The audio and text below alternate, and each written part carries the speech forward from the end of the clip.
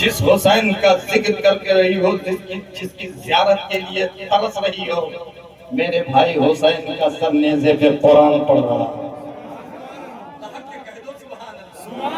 اور جس زینب کی زیارت کرنا چاہتی ہو، زیارت ہو گئی۔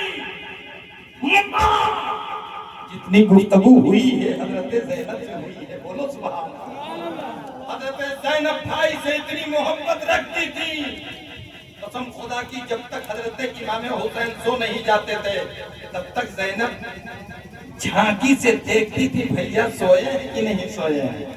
بھائی اور بہن کی محبتوں کا اظہار کیا۔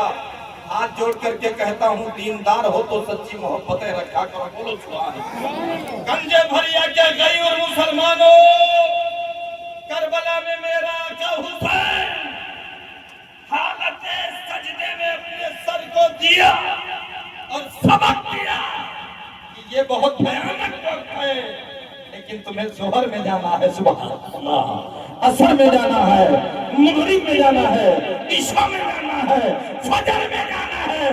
میرے آقا فرماتے ہیں جو فجر کی نماز پڑھ لے عصر تک اللہ کی حفاظت میں رہتا ہے، فجر کی نماز پڑھ لے ظہر تک اللہ کی حفاظت میں رہتا ہے، اور ظہر پڑھ لے تو عصر تک حفاظت میں رہتا ہے، عصر پڑھ لے تو مغرب تک رہتا ہے، اور اگر عشاء پڑھ لے رات میں لیٹ جائے مرے گا تو شہادت کی موت مرتا نہ۔ ہاتھ اٹھا کے بولا یا رسول اللہ، اور من لگا کے بولا یا رسول اللہ۔ اب ایک بات اور سن لو، اپنی عورتوں کو بے پردہ نہ رکھو۔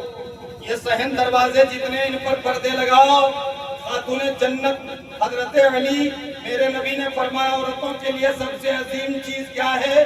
تو علی چلے گئے اپنے گھر اور فاطمہ سے پوچھتے، نبی بیان کر رہے تھے عورتوں کے لیے سب سے عظیم چیز کیا ہے؟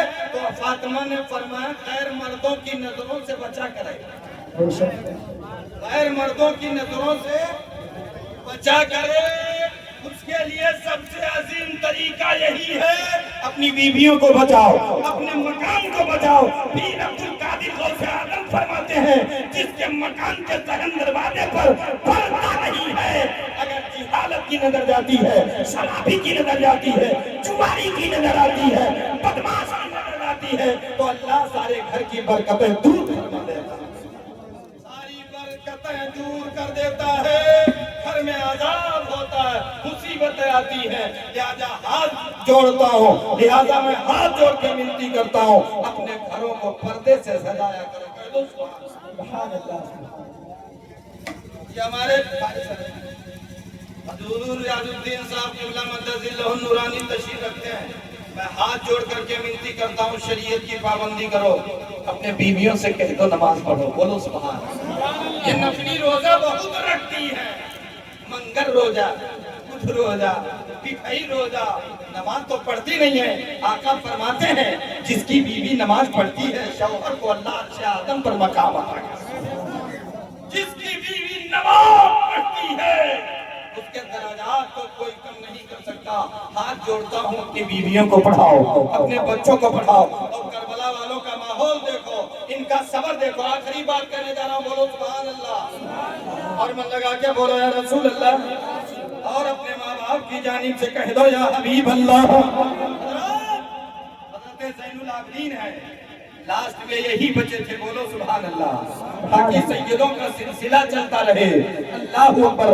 حضرت زین العابدین ہے، مختار ثقفی کو جب پاور ملا محمد بن حنیف کے ذریعہ، بولو نا سبحان اللہ، آپ نے ایک خط لکھا اپنے بھائی اور کہا کہ حسین کے بھائی کا اعلان ہے کہ اپنے طرف سے لڑ کر حسین کے باغیوں کا مقابلہ کرو، ان کو سزا دو۔ آپ نے جب خط کا اعلان فرمایا تو پورے کربلا میں چرچا ہو گیا، شمر کو پکڑا گیا، بدماش کو مارا گیا، ہاتھ کاٹ لیا گیا، خونی کو مارا گیا، سنان کو مارا گیا، تمام دشمنوں کو مارا گیا۔ ایک دشمن بڑا چالاک تھا جو خوب دوڑا، خوب بھاگا، پیاس کی شدت نے ستائی، پیاس نے ہاتھ میں ہتھکڑی ڈال دی، پاؤں میں بیڑی ڈال دی۔ میرے ملت کے بھائی نوجوانوں، ایک دن پیاس کی شدت سے تڑپتا ہوا ایک خیمے کے پاس سے گزرا، دیکھا خیمے کے اندر چراغ کی روشنی نکل رہی، خیمے سے اندر گیا،